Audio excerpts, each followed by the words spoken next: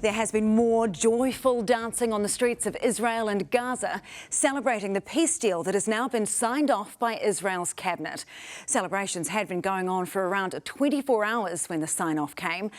But the final approval didn't come without one final fatal Israeli strike. Phase 1 of the new deal is now underway. That means 48 hostages still held by Hamas, living and dead, are to be released within 72 hours. In return, Israel will release just under 2,000 Palestinian prisoners. Now, during this timeframe, Israeli troops should partially withdraw from Gaza to a pre-arranged line. But Israel will still control more than half of the territory. And crucially for civilians there, aid corridors are to be opened and will be overseen by the United Nations and the Red Crescent. And according to a senior American official, the US is sending 200 troops to be on the ground to monitor the implementation of the plan. Senior correspondent Lisette Raymer has more. After years of the horizon being clouded by bombs, a brighter future is emerging for the people of Gaza. The streets of so many countries right now, they're just roaring with love and with praise for the people that did this. The Israeli cabinet voted to ratify the ceasefire deal today, an historic moment which Prime Minister Benjamin Netanyahu acknowledged would not have been possible without Donald Trump.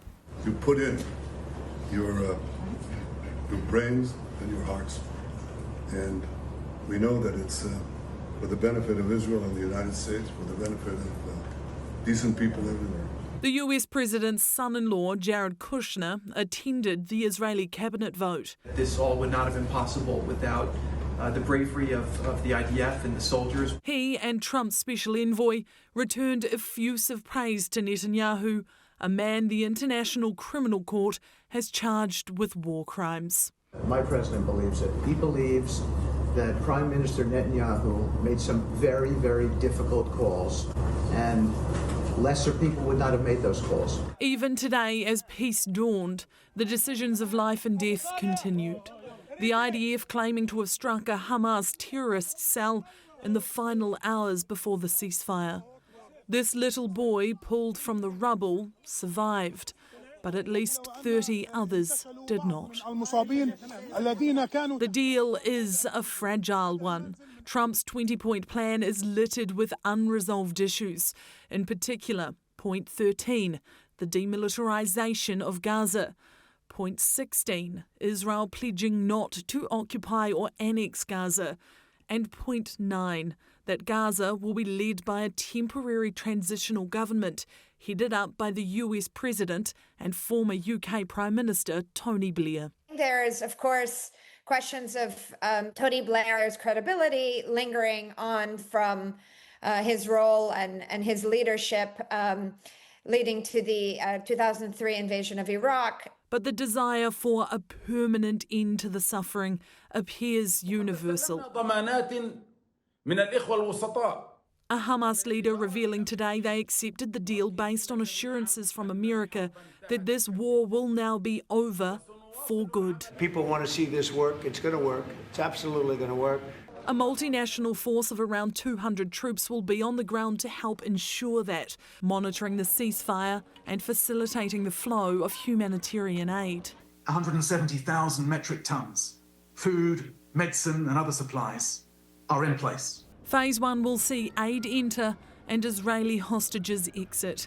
The clock tallying the days they have been in captivity is still ticking upwards in Tel Aviv's main square, but the countdown to their release is now finally also underway. Thank you, President Trump, for making this deal happen. We love you, Trump. Thank you.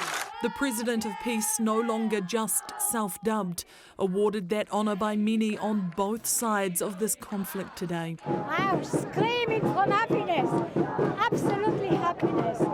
Thank you, Trump. Tonight, a Nobel Peace Prize could underline the President's achievement. I don't know what they're going to do, really, but I know this, that nobody in history has solved 8 wars in a period of 9 months.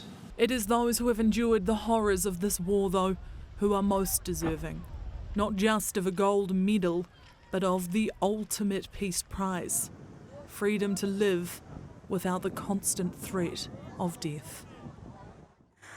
Okay, Lisette, there's so much hope around this, but is this really the end of the 2-year war? Yeah, well, 2 years and 2 days to be exact, Sam, and already there is some confusion tonight. We're still waiting for clarity that this ceasefire is actually in effect. We're not sure whether Benjamin Netanyahu has actually instructed his troops to halt all military action, and there have been some reports of still military activity occurring on the Strip. There's also concern around the hostages, specifically retrieving the bodies of those who have died.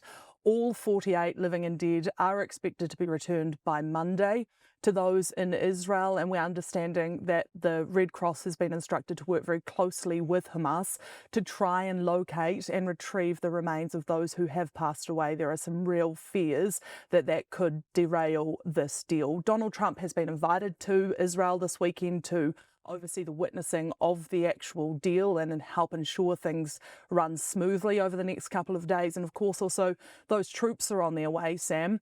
200 US troops who will help to ensure the peace or keep the peace this weekend and beyond. But critically, we've been told now that they will not be on the ground in Gaza. They will work in the surrounding areas. Okay, significant developments there, Lisette. Thanks so much.